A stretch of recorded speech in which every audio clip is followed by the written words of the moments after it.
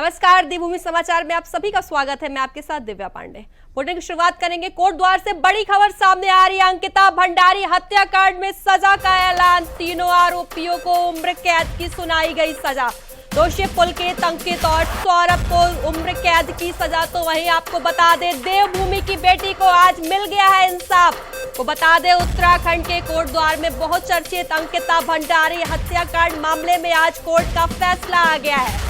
तो बता दें, अपर जिला और सत्र न्यायाधीश की अदालत ने इस फैसले में तीनों आरोपियों पुलकित, आर्य, सौरभ, भास्कर और अंकित गुप्ता को दोषी ठहराया है। उन तीनों को आरोपियों को उम्र कैद की सजा का ऐलान कर दिया गया है। आपको बता दें, यह केस सितंबर 2022 का है, जब यह केस उस वक्त चर्चा में आया था जब 19 वर्षीय अंकिता भंडारी का शव ऋषिकेश के पास से चीला नहर से बरामद हुआ था। तो बता दें, अंकिता पौड़ी जिले के गंगा भोगपुर इलाके में स्थित बनत्रा रिजॉर्ट में रिसेप्शन का काम करती थी। आपको बता, रिसेप्शन पे काम करती थी, जहां जांच में सामने आया कि रिजॉर्ट मालिक पुलकित, आर्य और उसके दो साथियों ने वीआईपी मेहमानों का एक्स्ट्रा सर्विस देने से इनकार करने पर अंकिता को नहर में धक्का देकर हत्या कर दी थी। तो बता दें, तो आपको हम बताते हैं, आप उम्र कैद की सजा, जहां पहला दोषी पुलकित को दोषी करार किया गया है, तो वहीं उसका साथी अंकित को भी दोषी करार कर दिया गया है। उम्र कैद की सजा सुनाई गई है। तो आपको बता दें, सौरभ को भी उम्र कैद की सजा सुनाई गई है। बता दें, तीनों आरोपियों को कोर्ट द्वारा सजा सुना दी गई है। तीनों आरोपियों को उम्र कैद की सजा सुनाई गई है।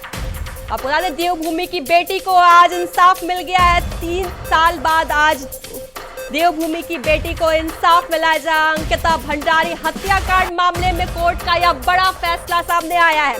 तीनों आरोपियों को उम्र कैद की सजा सुनाई गई है।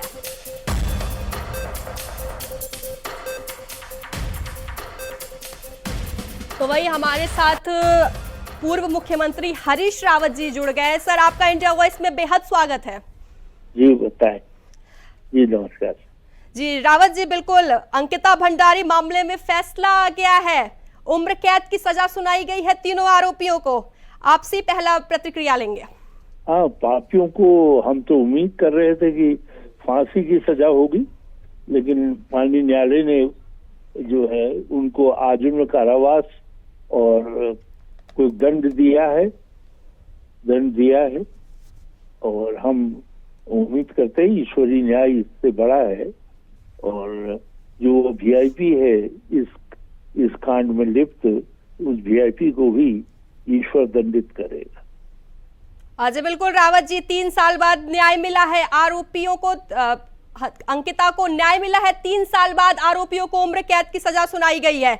आप लोगों ने भी काफी प्रमुखता से इस खबर के बारे में आप लोगों ने मुद्दा भी उठाया था, क्या कहेंगे इस पर आप? हाँ, जनता और राज्य के लोग, सभी लोग, राज्य के बाहर के लोग भी, क्योंकि वो सब लोग उम्मीद कर रहे थे कि इसमें फांसी की सजा होगी। हम लोगों की भी, जनता की मांग थी कि फांसी की सजा हो, मगर जो अभियोजन पक्ष है उसने साक्ष्य कमजोर प्रस्तुत किए कोर्ट पे और बहुत सारे साक्ष्यों को नष्ट हो जाने दिया। तो इन सब के कारण जो हमारी सबकी जन आकांक्षा थी फांसी की, वो नहीं हो पाई। मगर फिर भी इतने साक्ष्य थे कि माननीय कोर्ट ने जो है उनको आजीवन कारावास की सजा सुनाई। जी बिल्कुल हरीश रावत जी, क्या माना जाए कि अब प्रदेश में बेटियां सुरक्षित हैं? जहाँ जहाँ बेटी पर अन्याय हो, जहाँ जहाँ उनके साथ इस तरीके का हादसा हो, उनको सख्त से सख्त सजा मिलनी चाहिए। बहुत सारे मामले हुए हैं और ऐसे मामलों में कुछ जगह सत्तारूढ़ दल के लोग भी लिप्त पाए गए हैं। कोई लिप्त पाया जाए, लेकिन बेटियों के साथ अत्याचार के मामले में और बलात्कार जैसे घृणित अपराधों के मामले में उनको सजा मिलनी ही चाहिए। जी बिल्कुल रावत जी, अक्सर मामलों में काफी समय लग जाता है न्याय मिलने में। इस बार 2 साल 8 महीने में अंकिता भंडारी मामले में अंकिता भंडारी को न्याय मिल गया। क्या माना जाए न्यायपालिका अब काफी सुधर गया है? मैं इस पर कोई टिप्पणी नहीं करूंगा। हाँ, मैं ये अवश्य कहूंगा कि ईश्वर से प्रार्थना है कि वो वीआईपी जिसकी हवस का शिकार बनाने के लिए अंकिता पर दबाव डाला गया और अंततोगत्वा उनकी जान चली गई, तो उस वीआईपी को भी ईश्वर दंडित करेगा। जी बिल्कुल हरीश रावत जी, आप इंडिया वॉइस पे हमारे साथ जुड़ने के लिए आपका बेहद धन्यवाद। आपको बता दें आरोपियों को सजा मिल गई है। जहां अंकिता भंडारी हत्या मामले में आरोपियों को सजा मिल गई है, तो वहीं आरोपियों के वकील का क्या कुछ कहना आपको सुनवाते हैं। कारावास की सजा तीनों ही अभियुक्त पुलकित आर्य, सौरभ भास्कर, अंकित को सुनाई गई है और साथ साथ उनको 50,000 रुपये का जुर्माना भी करा है और अन्य धाराओं में भी जैसे 201, 304D में भी उनको अलग अलग सजा सुनाई गई है। सर कोई टिप्पणी जज ने करी है इसको सुनवाई करते हुए? टिप्पणी इससे ज्यादा टिप्पणी, जो कठोर कारावास का मतलब यही होता है कि जो इस केस के बारे में क्या उन्होंने कुछ कहा, आपने कुछ सुना है? उन्होंने यही कहा कि इनको कठोर आजीवन कारावास दिया जाता है इनके कृत्य के लिए। तीनों अभियुक्तों को धारा 302 के तहत आईपीसी के तहत लाइफ इम्प्रिजमेंट, आजीवन कठोर कारावास जिसे कहेंगे, 50,000 रुपये का जुर्माना, 201 आईपीसी में 5 साल का कारावास प्लस जुर्माना और 354A आईपीसी में 2 साल का कारावास प्लस जुर्माना हुआ है। और पीड़ित पक्ष को जो अंकिता के माता पिता उनके परिवार को 4 लाख रुपए बतौर मुआवजा देने की बात कोर्ट ने अपने जजमेंट में कोर्ट की है। और ये पूरे उत्तराखंड के लिए नहीं, पूरे देश के लिए ये जजमेंट एक नज़ीर बनेगा। और लोग आज जो लोग न्याय की गुहार लगा रहे थे, शायद आज उन्हें न्याय मिल पाए। देखिए, अभी मेरी बात नहीं है, उनके माता पिता अंदर हैं, अभी जजमेंट क्योंकि अभी जस्ट ही प्रोनाउंस हुआ है, मुश्किल से 3 मिनट का समय हुआ है। तो पीड़ित परिवार, उनके संग काफ़ी लोग हैं, उन्हें सांत्वना बना रहे हैं और काफ़ी हद तक अब बात होगी कि, लेकिन हमारा सभी जनता का ये कहना था कि इसमें फांसी तक का इसमें जानी चाहिए थी सज़ा। लेकिन प्रोसिक्यूशन और कोर्ट, अब लास्ट अंतिम कोर्ट का फैसला है। कोर्ट ने जिस तरीके से जाना कि भाई ये रियर से रियर मामलों के श्रेणी में नहीं आता, इस वजह से शायद फांसी की सज़ा नहीं दी गई, इसमें लाइफ इम्प्रिजमेंट हुआ। तो अब आगे पीड़ित परिवार का पक्ष है कि वो आगे जाना चाहें और क्वांटम पे की क्वांटम बढ़वाना है, तो अभी रास्ता खुला हुआ आगे के लिए। इसमें तीनों अभियुक्तों को आजीवन कारावास हो गई है, 302 में कन्विक्ट हो गए हैं और 201 में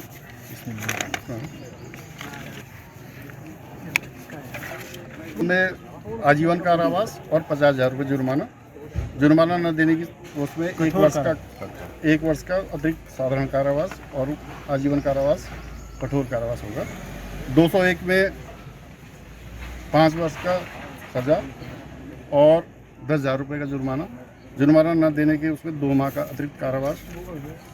354 क में पुलकित आर्य को 2 वर्ष का कठोर कारावास और 10,000 रुपये जुर्माना। 10,000 रुपये जुर्माना न देने के आवाज में 1 माह का अतिरिक्त कारावास।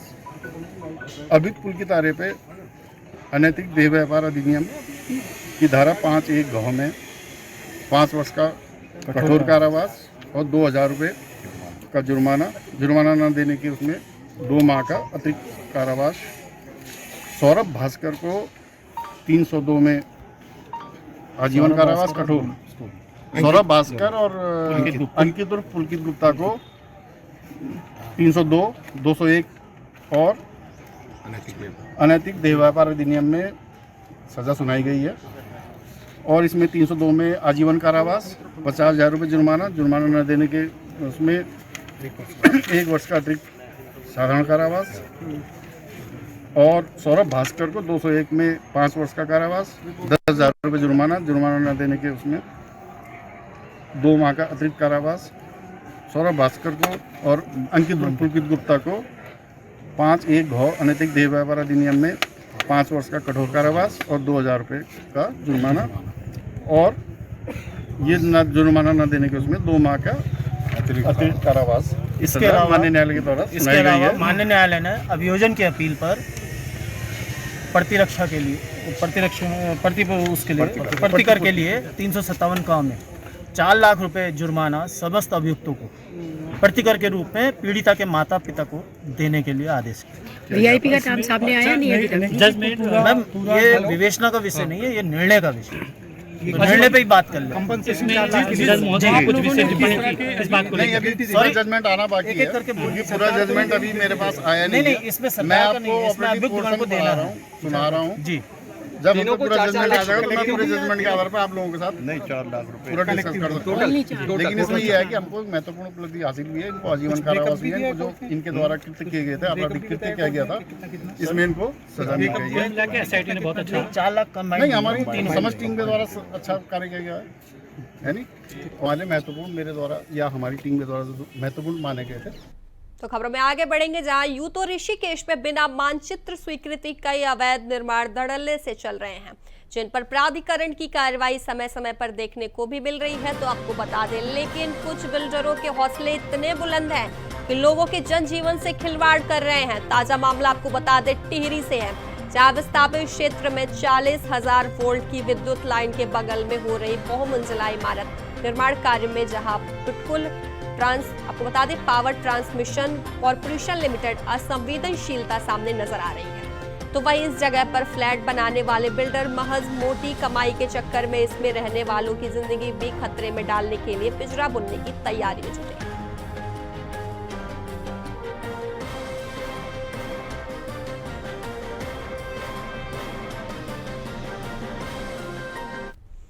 खबरों में आगे बढ़ेंगे, खबर रानी पोखरी क्षेत्र से है, जहां सूर्य झील के पास देहरादून और ऋषिकेश दोनों स्थानों से घूमने आए युवक युवतियों पर मौज मस्ती करनी भारी पड़ गई है। दरअसल आपको बता दें, मामला दो पक्षों के विवाद का है, जो कि गाड़ी की साइड देने और टक्कर के चलते शुरू हुआ और देखते ही देखते दो पक्ष आपस में जान लेने पर उतारू हो गए। तो बता दें, जिसके बाद सूचना पर पहुंची पुलिस जांच पड़ताल में जुटी हुई है। साथ ही पुलिस ने दोनों पक्षों के 9 व्यक्तियों के विरुद्ध वैधानिक कार्रवाई करते हुए उन्हें गिरफ्तार भी कर लिया। आपको बता दें, खबर यह रानी पोखरी का है, जहां शराब के नशे में दो पक्षों में विवाद हुआ है, मौज मस्ती भारी पड़ गई है इन पर। आपको बता दें, हवालात में 9 लोग अंदर वायरल हुए। आपको बता दें, 9 लोगों को गिरफ्तार किया गया है। वहीं आप शराब के नशे में या दो पक्षों में विवाद हुआ था।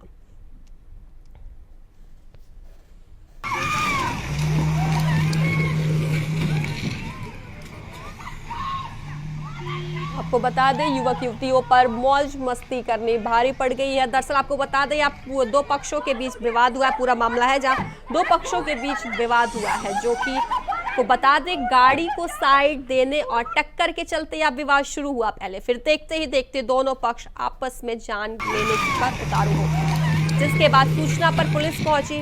पुलिस मामले की जांच पड़ताल में जुट गई। तो आपको बता दें, साथ ही पुलिस ने दोनों पक्षों के 9 लोगों को विरुद्ध कार्रवाई करते हुए उन्हें गिरफ्तार कर लिया है।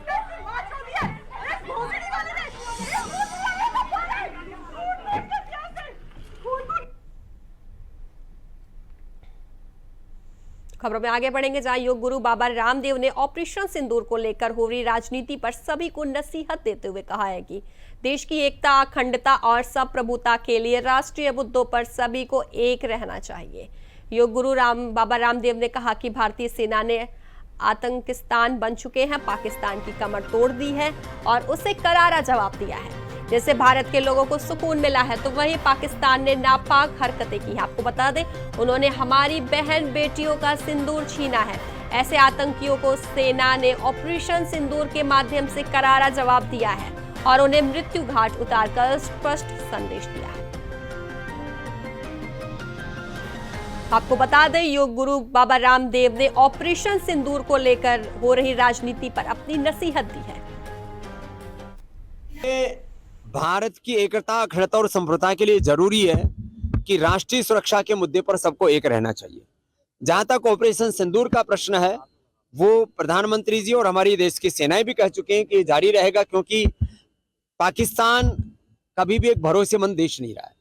कब उसकी सेना, उसके जनरल्स के दिमाग खराब हो जाए, कब वहां के पॉलिटिशियंस की गद्दी खिसकने लगे, तो खिसियानी बिल्ली खंबा नोचे की तर्ज पर वो सब भारत के ऊपर ही फिर अटैक करने लगते हैं और उसी से अपने सत्ता और अपनी कुर्सी को बचाने की कोशिश करते हैं।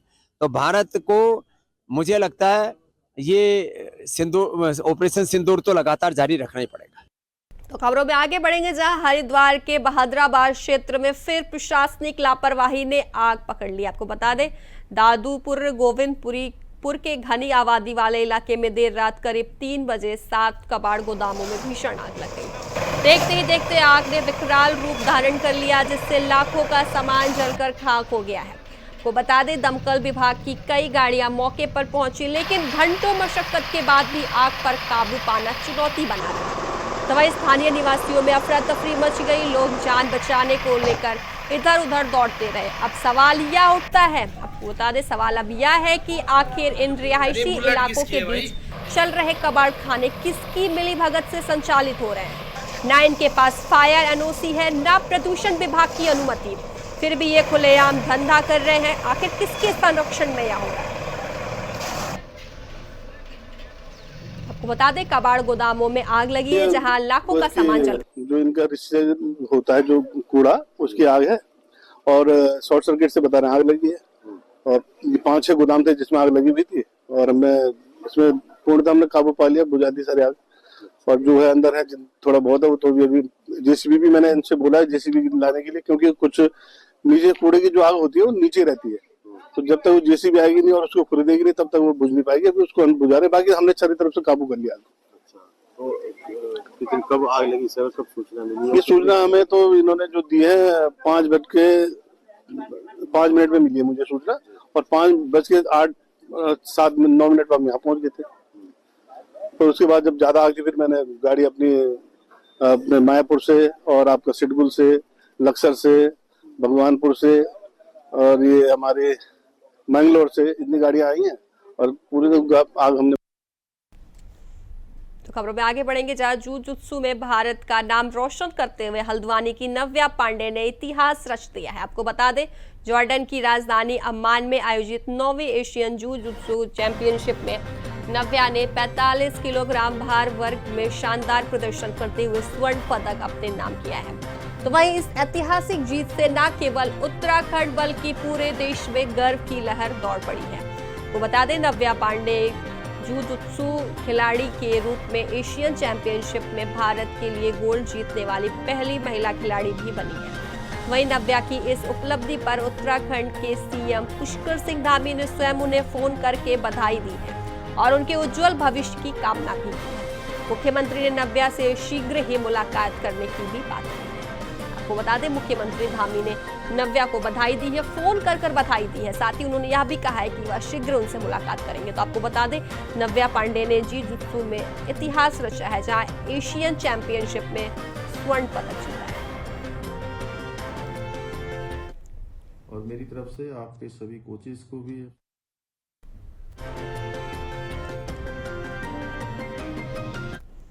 अगली खबर की ओर रुख करेंगे। खबर डोईवाला से है, जहां पिकनिक स्पॉट पर नशेड़ियों का उत्पात लगातार जारी है। आपको बता दें, ताजा मामला थाना रानी पोखरी क्षेत्र के सिला चौकी क्षेत्र का है, जहां असामाजिक तत्वों ने उत्पात मचाया है। तो आपको बता दें, पिकनिक मनाने आए लोग आपस में ही भिड़े, जिसके बाद नशे की हालत में जमकर मारपीट हुई है।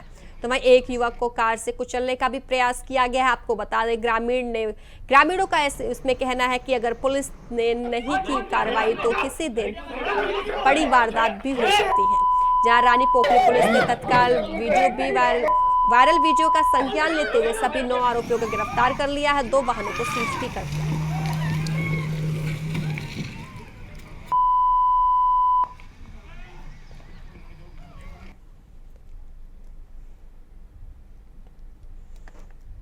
खबरों में आगे बढ़ेंगे, जहां उत्तराखंड के उपनल कर्मचारियों के नियमितीकरण नियमावली के लिए धामी सरकार ने विशेषज्ञ समिति गठन की है। आपको बता दें, जिससे नियमावली की तकनीकी बिंदुओं पर बारीकी से अध्ययन करके फैसला लिया जा सके। तो बुधवार को हुई मुख्यमंत्री पुष्कर सिंह धामी की अध्यक्षता में इस कैबिनेट बैठक में भी इस विषय पर गहन चर्चा की गई है। को बता दें, सीएम ने बताया, जल्द उपनल कर्मचारियों की नियमितीकरण के लिए नीति तैयार की जाएगी।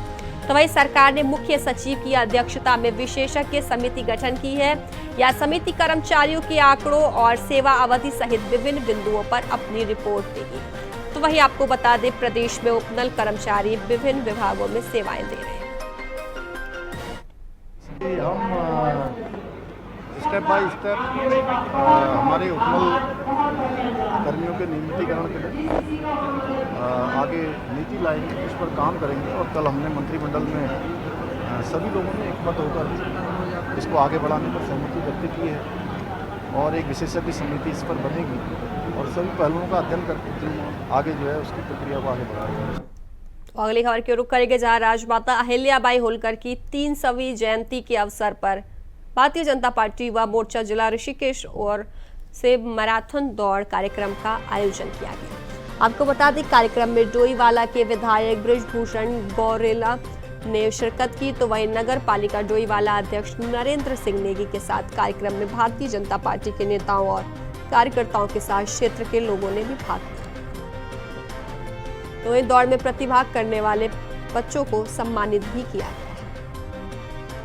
तो आपको बता दें, राजमाता अहिल्याबाई होलकर की जयंती के अवसर पर भारतीय जनता पार्टी युवा मोर्चा जिला ऋषिकेश की ओर से मैराथन दौड़ कार्यक्रम का आयोजन किया गया। तो आपको बता दें, इस कार्यक्रम में डोईवाला के विधायक बृजभूषण गैरोला ने शिरकत की, तो वहीं आपको बता दें, नगर पालिका डोईवाला अध्यक्ष नरेंद्र सिंह नेगी के साथ कार्यक्रम में भारतीय जनता पार्टी के नेताओं और कार्यकर्ताओं के साथ क्षेत्र के लोगों ने प्रतिभाग किया। तो खबरों में आगे बढ़ेंगे, जहां मुख्य सचिव आनंद वर्धन ने सचिवालय में पर्यावरण दिवस के बृहद स्तर पर आयोजित किए जाने के संबंध में संबंधित विभाग और जिला अधिकारियों के साथ बैठक ली है। मुख्य सचिव ने कहा है कि इस वर्ष पर्यावरण दिवस की विषय वस्तु प्लास्टिक प्रदूषण की समाप्त करने पर केंद्रित रहेगी। उन्होंने सभी जिलाधिकारियों को विश्व पर्यावरण दिवस के लिए एक्शन प्लान तैयार किए जाने के निर्देश भी दिए हैं।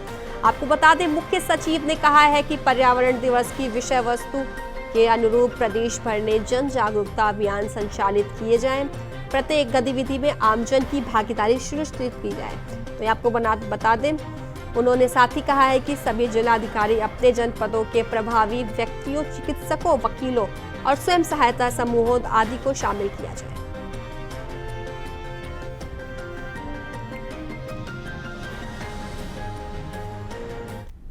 तो अगली खबर की रुख करेंगे, जहां उत्तराखंड और उत्तर प्रदेश के मध्य कई परिसंपत्ति को लेकर लगातार बैठकें होती रहती हैं। आपको बता दें, फिर सिंचाई का विषय हो या अन्य, इन्हीं परिसंपत्तियों को लेकर एक बार पुनः उत्तराखंड के सिंचाई मंत्री उत्तर प्रदेश के मुख्यमंत्री योगी आदित्यनाथ के साथ बैठक करेंगे। तो आपको बता दें, सिंचाई मंत्री सतपाल महाराज ने जानकारी देते हुए बताया कि मुख्यमंत्री धामी की अध्यक्षता में जल्द ही यह बैठक होगी। बैठक में बनबसा बैराज का विषय रखा जाएगा, जो कि उत्तर प्रदेश के स्वामित्व में है। तो बता दें, कहा कि बनबसा बैराज अपनी 100 वर्ष की आयु पूरी कर चुका है। ऐसे में इसके ट्रीटमेंट के लिए यूपी के मुख्यमंत्री से आग्रह किया जाएगा। तो वहीं कांग्रेस ने आपको बता दें, उत्तर प्रदेश और उत्तराखंड राज्य की परिसंपत्ति को लेकर होने वाली बैठक पर तंज भी कसा है। कांग्रेस के वरिष्ठ उपाध्यक्ष संगठन और प्रशासन सूर्यकांत धस्माना ने कहा है कि आज तो केंद्र में भी बीजेपी की सरकार, राज्य में भी बीजेपी और यूपी में भी भारतीय जनता की सरकार है। तो ऐसे में जो परिसंपत्ति बंटवारे का काम हो जाना चाहिए था, वो अभी तक अधर में लटका हुआ है। ऐसे में यदि इस बैठक में कुछ सकारात्मक निर्णय निकले तो निकलने की उम्मीद भी कम ही है। और माननीय मुख्यमंत्री जी ने योगी आदित्यनाथ जी से मिलने जाना है और परिसंपत्तियों का हमने फैसला करना है। उसमें सिंचाई विभाग के कुछ बैराजेस हैं, जैसे खास करके बनबासा का बैराज जो है वो उत्तर प्रदेश के पास है और वो अपनी आयु पूरी कर चुका है, 100 साल उसकी आयु हो चुकी है। अगर उसमें कोई भी डैमेज हो जाएगा तो नेपाल से हमारा आवागमन जो है वो बंद हो जाएगा। तो इसलिए हम ये चाहते हैं कि यूपी इसको ठीक करे, उसका जो है रेट्रोफिटिंग करे, नहीं तो फिर हम उत्तराखंड उसकी रेट्रोफिटिंग करेगा, क्योंकि हमारे लिए बहुत वो आवश्यक है। इसके साथ साथ और भी जो परिसंपत्तियों का मामला है, कुछ नहरों का है और चीज़ों का मामला है, वो हम ठीक करना चाहते हैं। हमारा जो इकबालपुर में जो वाटर लेवल है बहुत क्रिटिकल हो गया है, डार्क जोन में चले गया है, तो हम चाहते हैं वहाँ भी एक नहर निकले जिससे कि वहाँ भी सिंचाई जो है हो सके। उसके लिए माननीय योगी आदित्यनाथ जी से हमने प्रार्थना की है। उनको लगभग 4000 क्यूसेक्स पानी हम दे रहे हैं, जबकि उनको 3000 ही चाहिए था। अतिरिक्त जो पानी है उसमें से हम 650 क्यूसेक्स पानी चाह करके चाहते हैं कि इकबालपुर नहर को हम चालू करें। तो उसकी भी बातचीत हो रही है, बाणगंगा की भी बातचीत हो रही है, जो आपके शुक्राताल में जाके निकलेगी। तो इन सब बातों पर चर्चा होगी और इनका निराकरण होगा। देखिए, इससे बड़ा दुर्भाग्य क्या हो सकता है और इससे बड़ा सौभाग्य भी क्या हो सकता है। परिसंपत्तियों का जहां तक सवाल है, अगर बंटवारे की बात है तो ये तो राज्य में, उत्तराखंड में जिसकी परिसंपत्तियां हैं, उत्तर प्रदेश जिससे परिसंपत्ति। तो अगली खबर की रुख करेंगे जा रहे राज्य की द्वितीय राजभाषा संस्कृति के संरक्षण, संवर्धन और इसे जनभाषा के रूप में स्थापित करने के उद्देश्य से उत्तराखंड सरकार ने एक ऐतिहासिक कदम उठाया है। बता दें, सचिवालय परिसर में पहली बार संस्कृत संभाषण शिविर का आयोजन किया जा रहा है, जिसका शुभारंभ मुख्यमंत्री पुष्कर सिंह धामी ने किया है। इस अवसर पर सभी कैबिनेट मंत्रियों के साथ मुख्य सचिव आनंद वर्धन भी उपस्थित रहे। आपको बता दें, मुख्यमंत्री ने कहा कि हमारी सरकार संस्कृति और संस्कृत भाषा के संरक्षण और प्रोत्साहन के लिए प्रतिबद्ध है। इसी उद्देश्य से प्रदेश के 13 जनपदों में 13 संस्कृत ग्राम विकसित किए जा रहे हैं, जिनके सकारात्मक परिणाम शीघ्र देखने को मिलेंगे।